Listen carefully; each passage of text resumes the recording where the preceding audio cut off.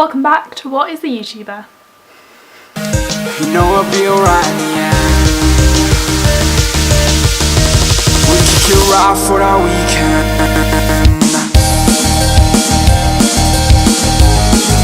You know we're gonna do it again. You know we're gonna do it again. How we gon' you pretend? Don't you pretend? It'll be alright in the end. It'll be alright. We kick it right for the weekend. You might want to just pause here and go get yourself like a cup of tea or coffee or like a snack or something, because apparently this video is going to be quite a long one. I swear I tried to edit it down as much, but because of this week's topic, I had to give everyone as much opportunity to get across what they actually meant, because I didn't want to take anyone's words out of context, and I really hope I haven't. This week we're talking about divides, and I want to be sure with you guys that when I say divides, although for me I find divides to be a negative thing, or I did when I started planning this episode, I don't mean conflicts necessarily. I just mean maybe divides in the amount of subscribers, or the divides in the kind of content, or maybe some of the divides that everyone's gonna tell you about now. Race and gender. Male-female divides. Race, gender, sexual orientation, wealth. The ones I do notice are normally male and female. If I see any racism, it's in comments. Male and female creators. Political divides, religious divides, ageism is another good example. All those different things that exist in the real world exist on YouTube at a smaller, more condensed scale. I think there's a huge divide between popular and unpopular creators. I think the best way to categorize who is big are those that have a bigger audience. The top of the top YouTubers, and then big YouTubers, and then YouTubers like myself, kind of around the 10,000-15,000 mark, and then just small YouTubers who aren't signed to a network or, you know, making money from it or anything. Definite divides there. If you can put money and time into YouTube, then you're going to have drastically different videos to people who have the basic equipment. People have thought that, you know, if you're a content creator, you're, I don't know, better than the ones that are commenting, which is definitely not true. You also have that divide of people that are casual video makers, meaning that they just kind of make videos as a part of their hobby or as part of their personality. And then you have those that are actively pursuing it as a career. There's a wide range of different levels of cultural ambition. You see the kind of people that make the similar content doing the same things together. I think the biggest divide that I know of is between the kind of genres of people. Vloggers, skits, entertainment, people who share their opinions online, and informative videos. Even divides between people who differ about their versions of which edition of a role-playing game to play. You get like gamers who do like game tutorials, and you get like beauty people who do like beauty tutorials and product reviews. Booktubers and beauty channels and pop culture channels.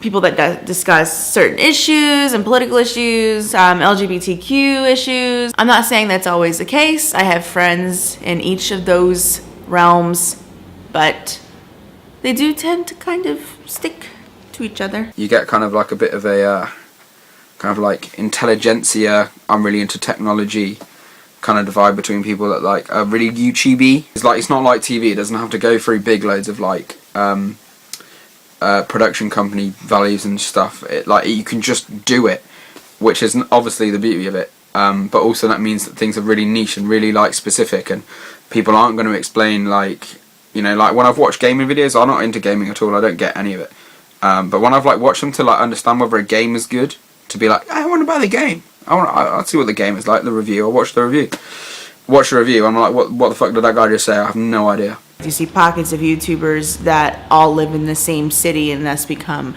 friends out of convenience, but then, you know, real life friends, or some people that move close to each other. I kind of think it's a shame that as a community YouTube tends to organize itself via languages. I understand that, but I'd like the different communities to be able to meet more, and we have an English-speaking community, and there's kind of the rest of the world. A divide that comes up a lot on YouTube and the internet in general is the gender divide. Males and females specifically, although I am aware that maybe thinking of gender as binary is maybe not the best idea, but for the purposes of this video we're thinking male, female-ish. And I had to ask, do people think that a male-female divide is a bad thing? And what are the issues around it, if there are any? Personally, I have never felt threatened by the male-female divide anyway. This isn't something that I've particularly come across myself. There is a divide, a male-female divide here on YouTube, but that wasn't so much a problem for me. I didn't problematize it before people started to really talk about as a community. People tend to voice their opinions about people, males or females, doing certain activities, such as like there's a huge thing online about female gamers. Everything from like a really young age is really like, oh, you're a girl, so you like princesses and you needed Prince Charming. Yeah, you bloody do. And then if it's guys, you're like, oh, you need to be an independent man, be a fireman, because that's really, oh yes, ugh. Not so posh, it's more like, be a fucking fireman, boy, be a fireman. Essentially, content will be gendered as life is gendered. Males tend to be a little bit more, like they tackle more film, music, whereas the females do talk a lot about books and music as well, and lifestyle and thoughts, and that doesn't necessarily mean to say that one is a better discussion over the other. It's just that they're different. YouTube here is just a mirror of society, really. A woman can't do the same job as a man, apparently. But she can. YouTube is often a place where male privilege is rampant and where women are devalued simply for the virtue of being women. It's not because the majority of people on YouTube are male. That's not the case at all. It's just that their videos are often overlooked, and especially in terms of beauty vloggers are just thought to be these kind of airheaded, shallow girls who can only talk about hair and makeup, which could not be further from the truth. A lot on YouTube. I think like guys that I know that are really into YouTube and watching it are really kind of skeptical of like female comics on YouTube. But I feel like also YouTube is a great platform for them because they can be funny in their own right, and it's like, it's a good thing for people to feel like, oh my god, look at this funny woman, she's actually funny. Whereas like all the BBC comedy funny women you get are kind of like women that are like, oh my god, look at me, laugh at me, I'm a woman, oh my god, like I like cake and my boyfriend is mean to me sometimes and oh my god, he's so dirty. Obviously statistics show that there is a problem, and personally I haven't experienced much of the horrible derogatory comments that some female YouTubers get. As a girl, it's more threatening, it's scarier when you get comments about your appearance, but then there's women who get comments about rape threats. There are so many teenage girls on this site. As a rule, most girls want to watch an attractive man talk about his perspective on life when they don't always get to see that perspective otherwise.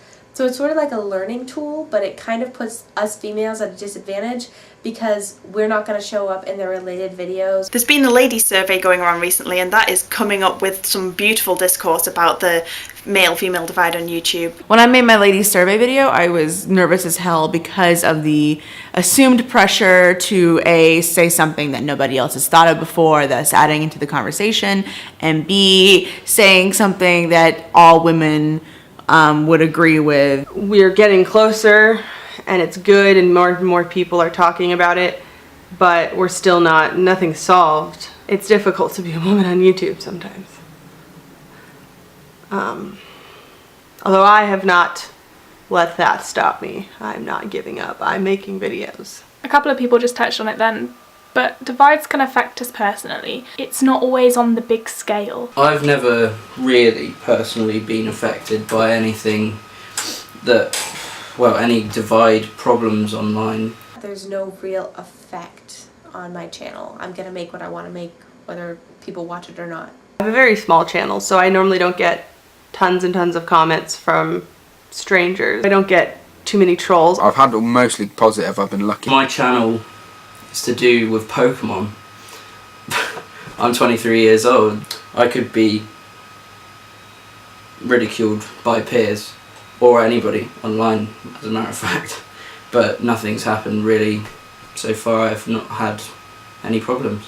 I've had divides in my life that have occurred because of YouTube, but they've been like friendship divides that have happened because of collab channels that have fallen apart, and that's the only sort of divide I've really actually experienced. I've been affected positively actually. Earlier this year, Benjamin Cook made a video called Becoming YouTube, episode whatever, Girls on YouTube, and I made a response video to that, and because of that I got so many people coming over to my channel and joining in the conversation. I got lots more subscribers. That video was the most viewed video on my channel, and so, you know, something positive came of something that was kind of grey area, a little bit negative in places. I am fascinated by other people's content, especially if I don't get it immediately. Divides are interesting, challenging, inspiring, and the divide is never the problem. The problem is how people deal with it. I think divides provide a comfortability when you're entering a situation, and I think it's great for new YouTubers to become acquainted with the environment. It's hard for you to find your place most of the time. I know I've been here 3 years. I've never really been successful on here. Being a girl on YouTube and being on the more unpopular half of content creators, I know that my videos aren't going to be seen by a lot of people. I am not a member of the youth culture.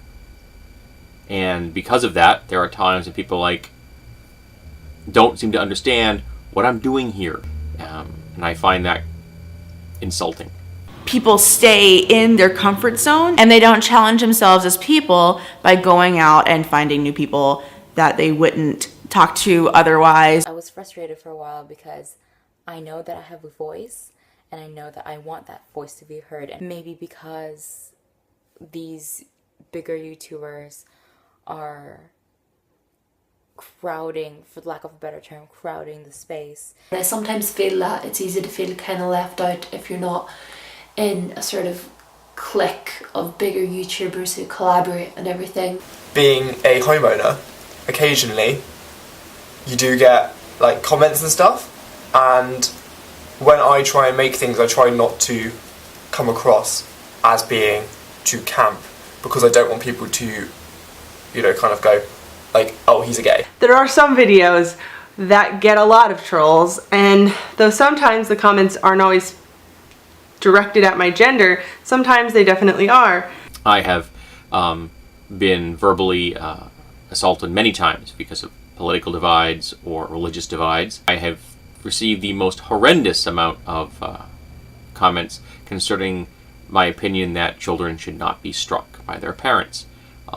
And that kind of conservative, progressive divide is significant. It is real. It has resulted in me having to ban people. It has resulted in people making offensive comments to me. It has resulted in people making threats against me. It has resulted in people making actual death threats. I said at the beginning that when I set out on this episode, I thought of divides as a bad thing. I'm aware now that maybe not all of them are, but are divides necessary? And if not, are they completely unavoidable? Is there something we can do to change them? I don't think all divides are not good, but of course the ones that are discriminatory should be gone, of course. But the ones that make a huge website feel smaller for the ones that are anxious and nervous and find it a little hard to take on the world around them when the internet is a completely different world, should think of divides on more dimensions than just cliques from middle school. Without divides, there wouldn't be any openness, no tolerance, no room to evolve, to change, and I'd go so far as to say that without divides, there wouldn't be any inspiration. I think it's all a matter of perspective, to be honest. Divides are there because we put them in polar opposites of each other. It's never just as black and white as, you know, male female divide. There are people who, you know, who blur the middle ground. It's the same kind of thing as, you know, racism and homophobia and things like that in like normal society. I'm not saying that there aren't divides that lead to bad things, but that's not the divide's fault. It's what happens when humans have a faulty way of dealing with divides. Nobody seems to accept or realise the fact that accepting people is the way to cure these divides. Talking about divides and problems in between gender, in between race, in between the language barriers and everything. The important thing is always to talk with other people, see what they think about what's going on, and form your idea on that. There are some things that we won't be able to avoid, such as who can invest the time and money into making better videos, and the experience thing is something that has to grow over time. If I do ever see anything, I'm just like, fuck that, just go away, so I avoid it. But then maybe I shouldn't. Maybe I should comment and be like, hey man, you can't say that about black people or white people or Asian people, or I should be like, hey, you can't say that about gay guys or gay girls or whatever. I think that it's really important for people to be able to watch and listen to the content that whoever it is making, because it shouldn't be about what that person is or isn't. It should be about what that person's trying to say. There are definitely biases, and there are people who are ignoring those of a certain minority. And I think just the more we talk about it and the more we put it out there in the open and be candid about it and not hide our feelings and censor ourselves, I feel like that is going to be the best thing. What we can do about it is to expand our understanding of empathy, sympathy, and compassion. To understand that we are all one tribe. That we have always been one tribe. There are people who overcome divides, and I think they can be overcome, but definitely being aware of them is very important in order to overcome them. As a major nerd fighter once said, use your words. I was quite nervous when setting out in this episode because the divides is a subject which is of course going to divide people, and I was really pleased with the response from everyone who contributes to this series, so thank you all so much. And if you have anything to add to this, please feel free to make a video response and link it in the comments below. Something good has come out of this, we can link in the comments below. It's not quite the same as a video response, but there you are. Another way of contributing via video is to complete the challenge, which this week is to make a video which you feel represents or tells a story of a divide that you have experienced in the YouTube space. If you're not into making videos, just comment below, let me know what you think. I don't want to be the please share this video person, but please share this video. The more people who get involved in this discussion, the better. And as you can see, we had someone new in this video and he got involved just by watching and commenting, and that's really great. As always, don't forget to check out the It's Lampshade Tumblr page, where you'll see some more extended clips of what people had to say about this video, maybe some interesting insights into what the contributors watch in their spare time on YouTube. Also, please check out the unofficial VidCon Tumblr, because they have made me YouTuber of the month this month, and that's really brilliant and a massive compliment, and thank you so much to them, and thank you to you guys for being involved in this project in whatever way you are involved. I just want to leave you with a little story of a divide that maybe some people, most people watching this video are unaware of, and that story comes from Earl Portland. Take it away, Earl. I want to talk about the community that I'm a part of. Like, my whole focus of being in YouTube is to be a part of the YouTube drinking community. It's the only important thing in life. Over the years, there's been a division, and I want to talk about the division between malt liquor drinkers and homebrew scumbags. Now, I don't disrespect the homebrew scumbags.